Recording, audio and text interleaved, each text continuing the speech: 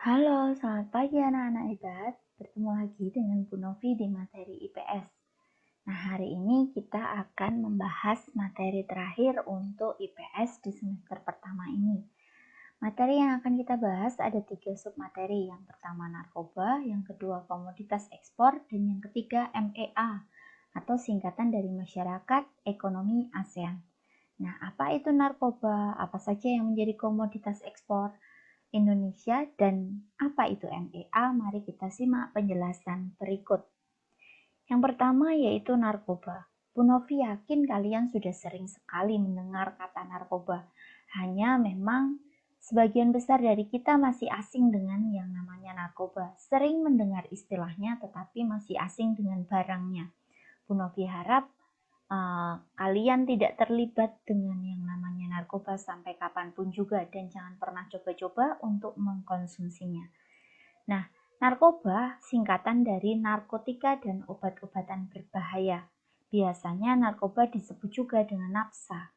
Nafsa itu ada singkatannya yaitu narkotika, psikotropika, dan zat adiktif. Jadi, biasanya narkoba itu orang menyebutnya di bidang kepolisian. Jadi kalau orang yang bertugas sebagai seorang polisi, biasanya mereka menyebutnya narkoba. Tapi kalau dalam bidang kesehatan, biasanya penyebutannya menggunakan nafsa. Tapi ini kedua istilah ini mempunyai arti yang sama. Nah, narkoba mengacu pada obat atau benda yang mengandung senyawa candu bagi penggunanya. Kalau kalian bingung dengan kata senyawa, senyawa itu adalah kandungan yang ada di benda atau obat tersebut. Jadi obat yang disebut dengan narkoba itu bisa berupa obat, bisa juga tidak obat. Nah, kandungan dari obat atau benda tersebut itu bisa membuat orang ketagihan. Dimana kalau tidak mengkonsumsi narkoba, dia akan sakau kalau istilahnya. Sakau itu kondisi di mana orang membutuhkan narkoba karena memang dia sudah ketergantungan. Nah, kita mulai dari yang pertama, narkotika. Menurut Undang-Undang Nomor 35 Tahun 2009, narkotika itu diartikan sebagai zat yang berasal dari tanaman atau bukan tanaman, baik sintetis maupun non-sintetis, yang dapat mengakibatkan perubahan atau penurunan kesadaran, hilangnya rasa nyeri, dan menimbulkan ketergantungan.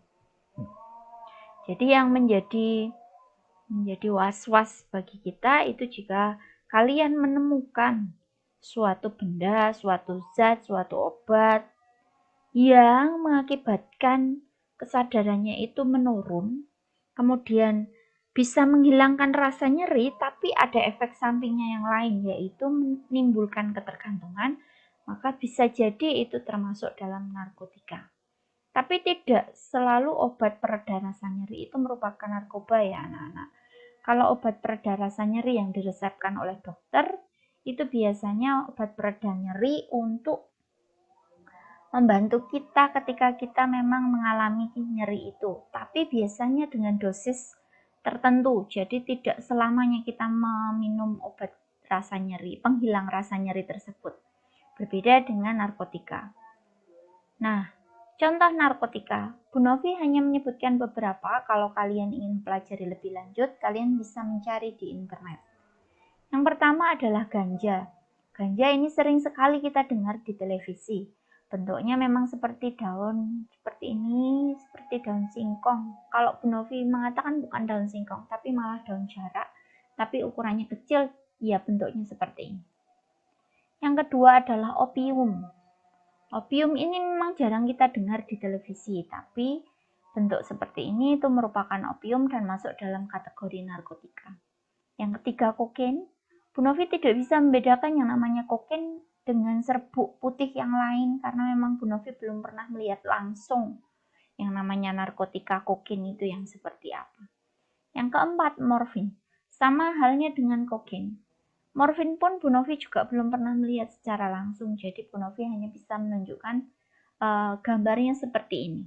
Tapi kalau perbedaan antara kokain morfin dengan yang lain, ini kan bentuknya seperti seperti obat-obat dokter yang diberikan itu kalau kalian pernah periksa. Tapi perbedaannya apa Bu Novi juga tidak tahu. Jadi Bu Novi hanya bisa menyajikan dalam bentuk gambar. Contoh yang lain yaitu sabu. Sabu itu seperti ini. Bu Novi sering mendengar narkotika jenis sabu ini di televisi, tapi secara langsung Bu Novi juga belum pernah melihat. Yang terakhir, ekstasi. Ekstasi itu bentuknya pil seperti ini.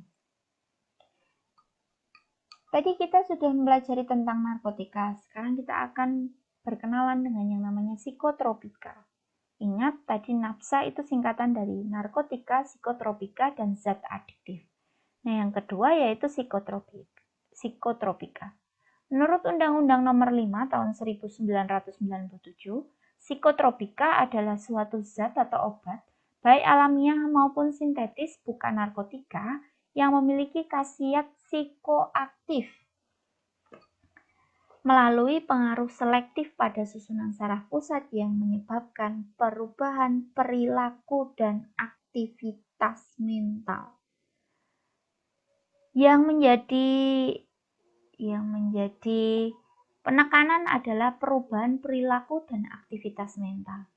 Jadi kalau selama kalian itu mengkonsumsi obat yang diresepkan dokter ya jangan terlalu takut, karena memang kalau sudah menggunakan resep dokter itu dokter sudah menyesuaikan dengan apa yang kalian rasakan saat itu. Yang tidak boleh itu adalah mengkonsumsi obat yang tidak kita tahu untuk apa dan kita hanya coba-coba, itu yang jangan dilakukan. Nah, di sini ada kata psikoaktif. Psikoaktif itu artinya obat atau zat yang kita konsumsi itu bisa mempengaruhi pikiran dan perilaku. Psiko itu pikiran, aktif itu artinya adalah perilaku. Jadi ketika kita mengkonsumsi obat tersebut, perilaku dan pikiran kita itu akan terganggu atau terpengaruh. Dan perbedaannya sangat signifikan. Gitu. Contohnya misalnya, kalau misalnya kalian mengkonsumsi ini, kemudian kalian menjadi berani dengan siapapun, tidak kenal, takut bahkan pada orang-orang yang secara fisik itu lebih besar, lebih menyeramkan, dan lebih tinggi dari kalian tetap berani. Itu hanya contoh, padahal biasanya kalau kalian tidak mengkonsumsi obat itu, kalian merasa takut duluan. Nah, perubahan yang sangat signifikan itu bisa jadi karena pengaruh psikotropika. Contoh valium, amfetamin, magadon, sedatin, dan lain-lain. Kalau kalian mau tahu yang namanya valium seperti apa, amfetamin seperti apa, kalian bisa searching di internet sendiri. Tetapi kalau kalian bertanya kepada Bu Novi, perbedaannya apa ya Bu antara valium, amfetamin, magadon, dan sedat?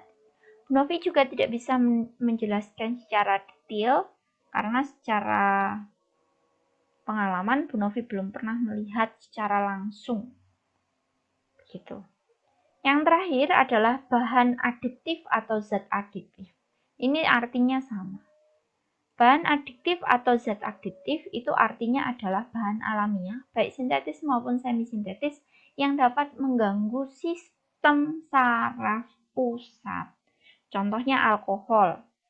Hanya kalau orang yang suka minum minuman alkohol itu biasanya sama pihak kepolisian juga diamankan, karena biasanya orang itu cenderung berani dan ingin menang sendiri sehingga akhirnya membuat kekacauan. Tidak semua, tapi kebanyakan. Yang berikutnya karbon, yang ketiga zat pelarut, yang ketiga lem perekat, ether, dan lain-lain. Nah, saya yakin kalian sama dengan Bu Novi, yang paling kenal atau yang paling dekat dengan kita adalah alkohol.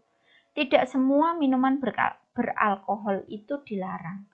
Hanya batas tertentu saja alkohol yang boleh dikonsumsi orang secara umum. Untuk minuman yang beralkohol melebihi batas tersebut itu baru dilarang oleh pihak berwajib. Nah, ketika kita mengkonsumsi narkoba ada dampak yang akan kita terima, baik kita secara langsung maupun tidak langsung. Kita secara langsung artinya adalah diri kita sendiri yang merasakan. Sedangkan kalau dampak secara tidak langsung itu bisa jadi orang-orang di sekitar kita. Dampak tidak langsung contohnya adalah dikucilkan masyarakat. Memang tidak serta-merta ketika kita mencoba mengkonsumsi narkoba kemudian langsung dikucilkan masyarakat, tidak. Karena masyarakat itu tidak langsung tahu, kecuali kalian beritahu. Nah, biasanya masyarakat itu mengucilkan ketika kita sudah ketahuan. Nah, pada saat itu biasanya kita sudah kecanduan gitu. Yang kedua adalah keluarga. Karena kita dikucilkan masyarakat, biasanya kemudian masyarakat itu menilai tidak hanya diri kita, bahkan sampai keluarga kita,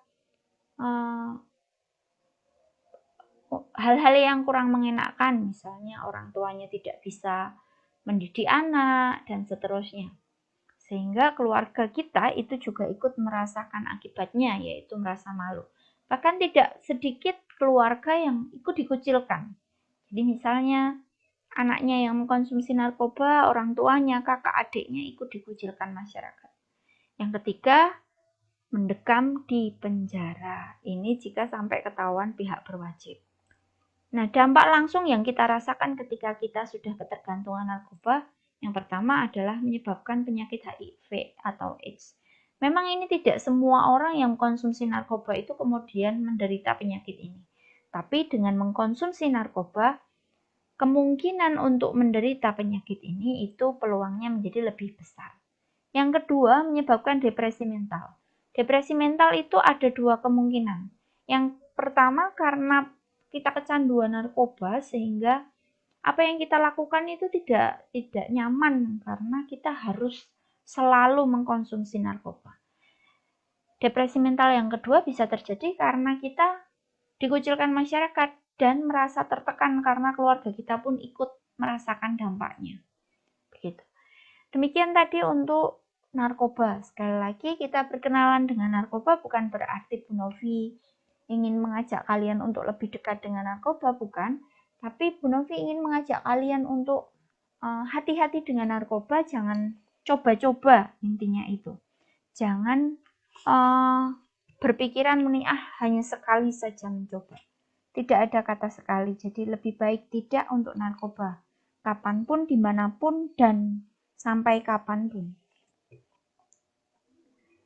Yang kedua, submateri yang kedua yaitu komoditas ekspor. Di situ ada kata komoditas. Mungkin bagi kalian ada yang sudah tahu, ada yang belum. Nah, Bu Novi beritahu bahwa yang namanya komoditas itu adalah barang dagangan. Atau bisa juga disebut dengan benda niaga. Barang dagangan berarti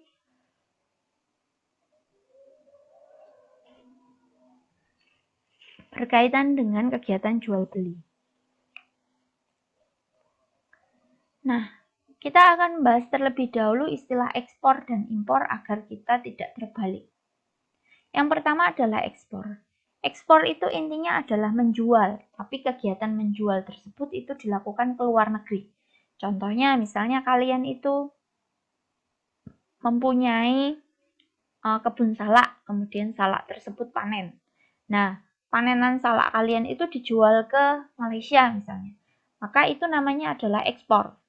Ketika kalian menjual barang, entah itu jasa ke luar negeri, itu namanya adalah ekspor. Nah, orang yang melakukan ekspor atau pihak yang melakukan ekspor disebut eksportir.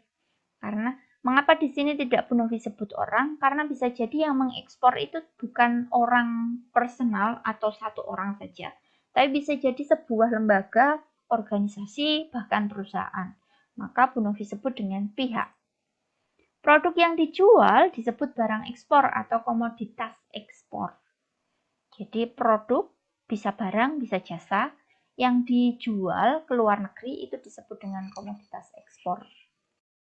Nah, itu tadi ekspor. Kita lanjut ke impor. Kebalikan dari ekspor, impor itu merupakan kegiatan membeli produk berupa barang atau jasa dari luar negeri. Jadi kalau ekspor tadi kita yang menjual, kalau impor itu kita membeli produk, baik itu barang maupun jasa dari luar negeri. Pihak yang mendatangkan barang atau pihak yang membeli produk dari luar negeri itu disebut dengan importir. Sedangkan barang yang dibeli dari luar negeri disebut barang impor. Semoga tidak terbalik ya anak-anak antara ekspor dan impor. Intinya kalau ekspor itu X keluar, in ke dalam. Jadi kalau ekspor itu menjual, kalau impor itu membeli. Nah, kegiatan ekspor dan impor itu dilakukan karena memiliki beberapa manfaat. Yang pertama jelas untuk memenuhi kebutuhan dalam negeri. Contohnya Indonesia, baik itu ekspor maupun impor, tujuannya pasti untuk memenuhi kebutuhan di Indonesia.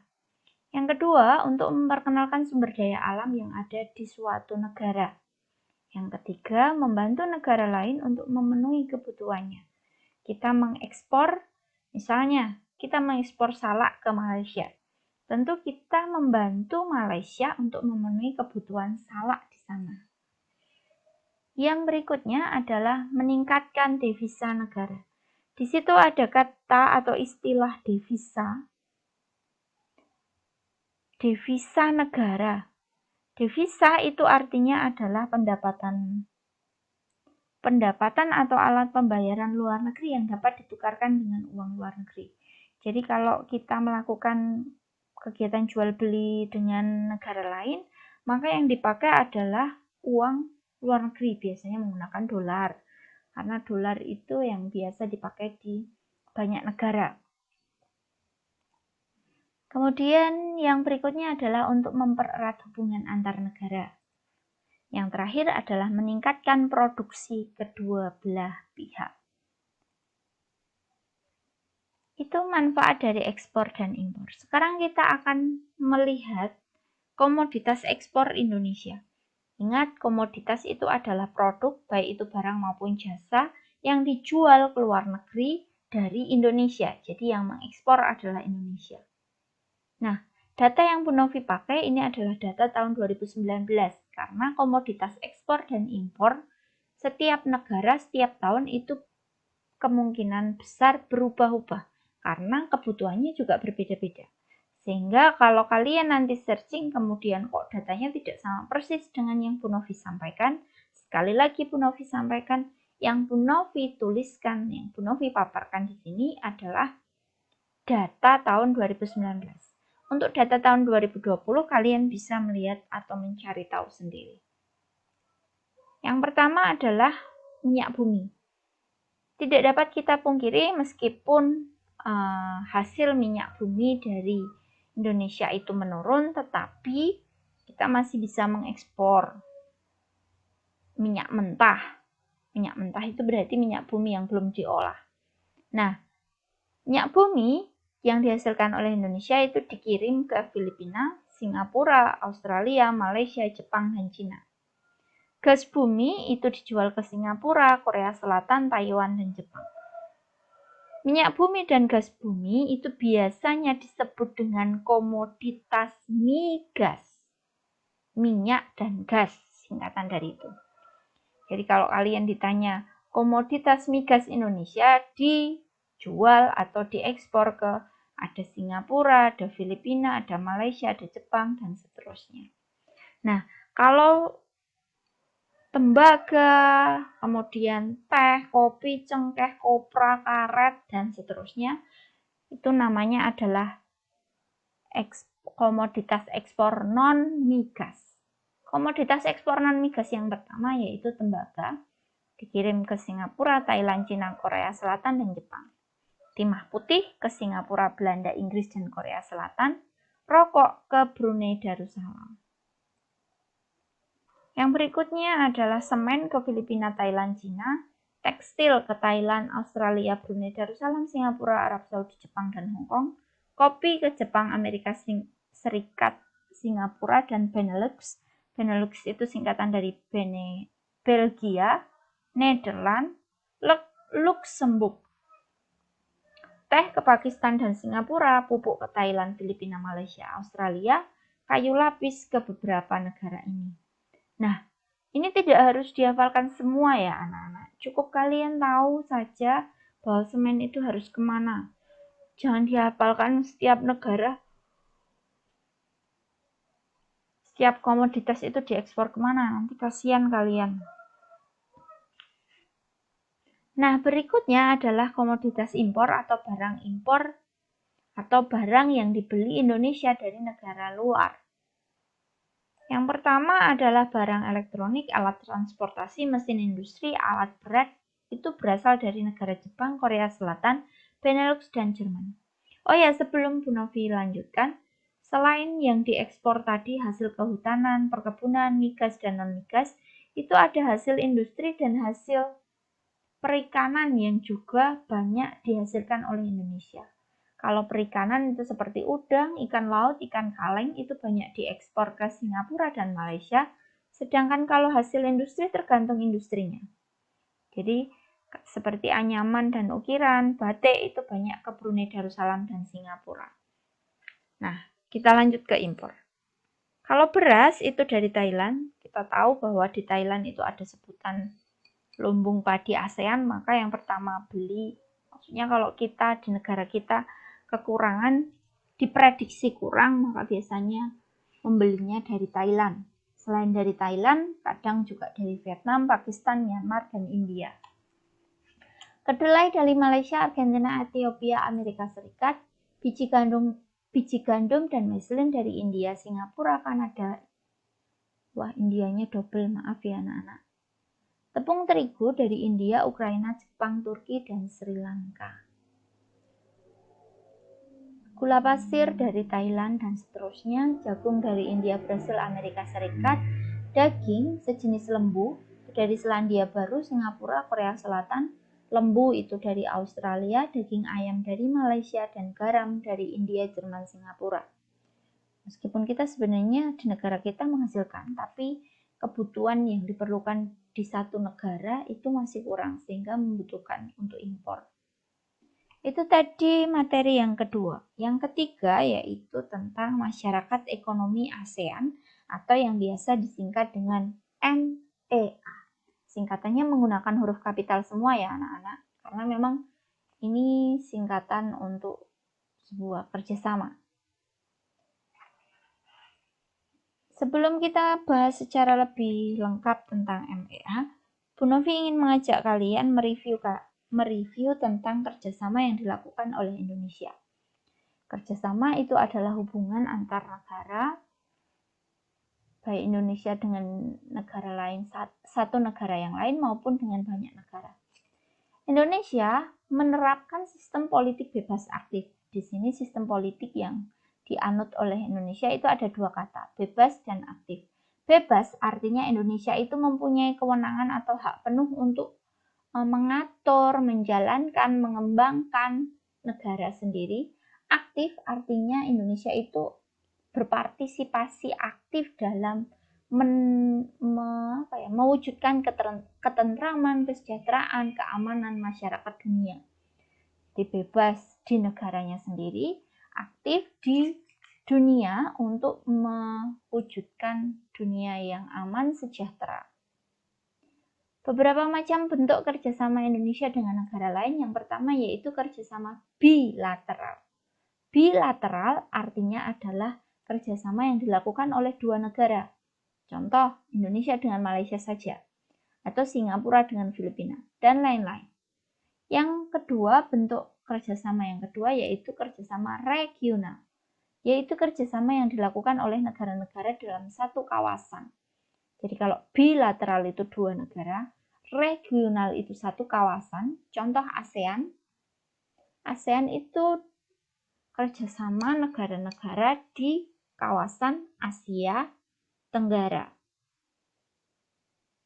Kita sudah mempelajari itu.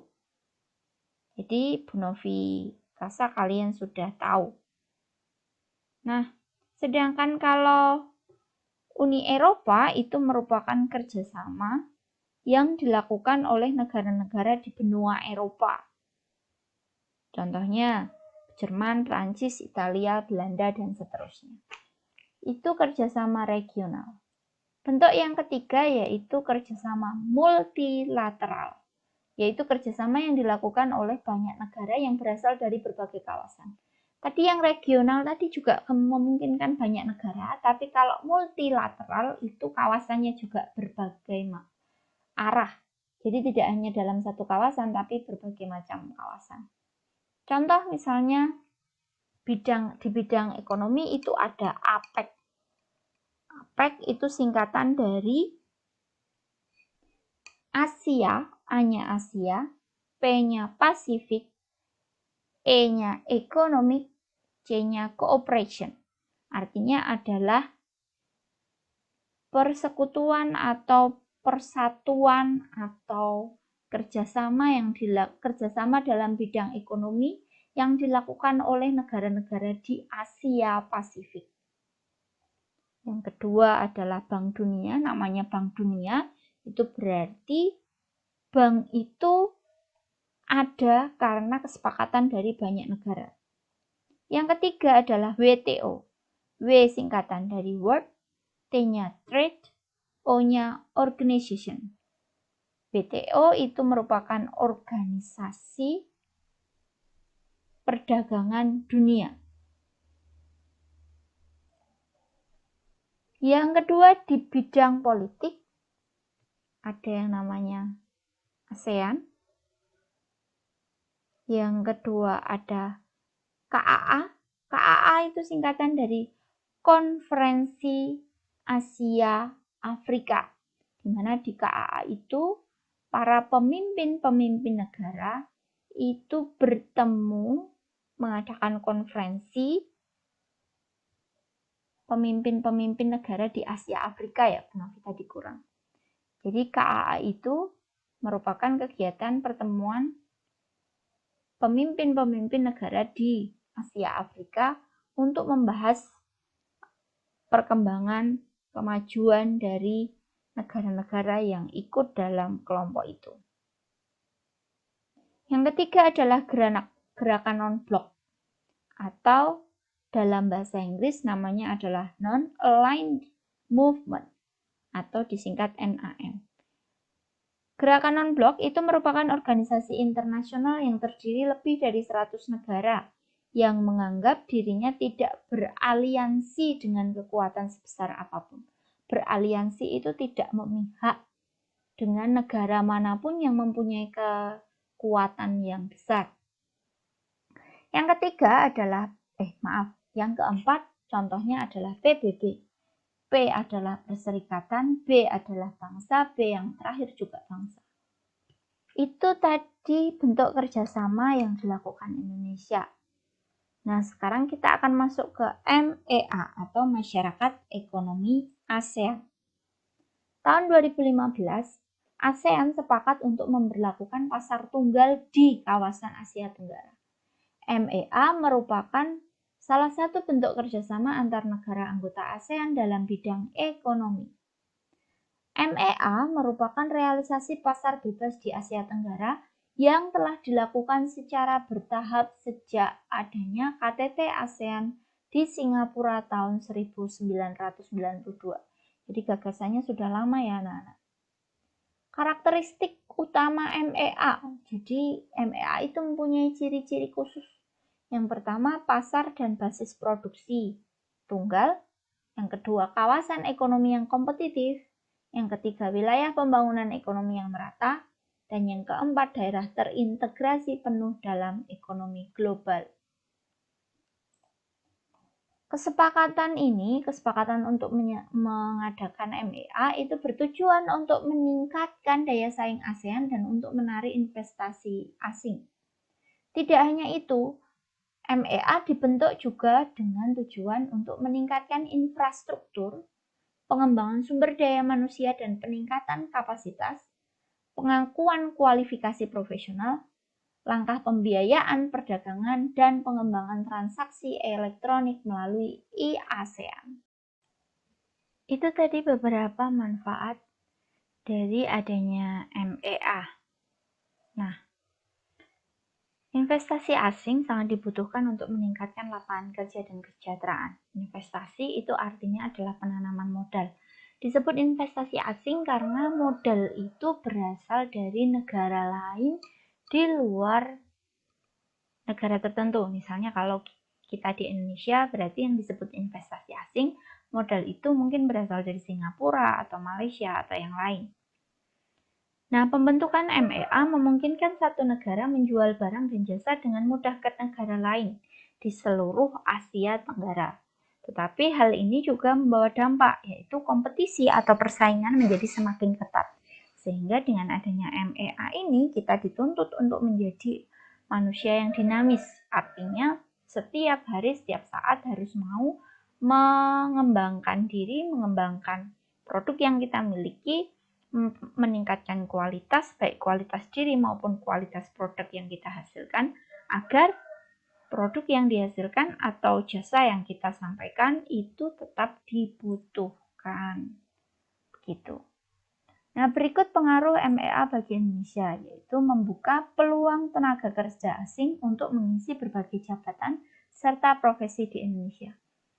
Jadi, dengan adanya MEA ini, tidak memungkinkan orang luar Indonesia itu bekerja di Indonesia. Sebaliknya, tenaga kerja Indonesia pun mempunyai peluang yang lebih besar untuk bekerja di negara lain. Tentunya hal ini di Asia Tenggara ya, karena MEA itu cakupannya adalah Asia Tenggara. Nah, ini membawa dampak yang positif dan negatif. Positifnya adalah kita menjadi terpacu atau termotivasi untuk senantiasa mengembangkan diri, mencapai apa yang kita inginkan. Bahkan jika kalian misalnya bercita-cita untuk bekerja di Singapura misalnya, itu peluangnya lebih besar sekarang daripada sebelum adanya MEA. Tetapi dampak negatifnya adalah jika kita tidak bisa bersaing dengan tenaga kerja asing, maka kita akan menjadi tenaga kerja yang bukan merendahkan, tapi tenaga kerja kasar yang mempunyai nilai jual yang rendah.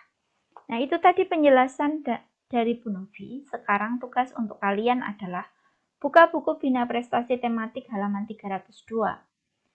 Kerjakan soal evaluasi subtema 3 halaman 302 sampai 303. Yang dikerjakan adalah Romawi 1 dan Romawi 2 semuanya. Soal tidak perlu ditulis, cukup ditulis jawabannya saja. Selamat mengerjakan, selamat belajar. Terima kasih anak-anak atas kesetiaan kalian, atas waktu kalian, perhatian kalian, dan kesediaan kalian untuk menekan rasa malas kalian, rasa bosan kalian, dan tetap mengikuti proses PJJ ini. Bu Novi apresiasi sungguh dari dalam hati Bu Novi, kalian luar biasa. Tugas dikumpulkan kepada Bu Novi paling lambat hari Sabtu, tanggal 21 November 2020. Kalau bisa selesai hari ini, dikerjakan hari ini ya anak-anak, biar besok kalian bisa lepas, kalian bisa libur tanpa harus memikirkan tugas. Demikian penjelasan dan tugas hari ini untuk IPS. Terima kasih dan sampai berjumpa kembali anak-anak.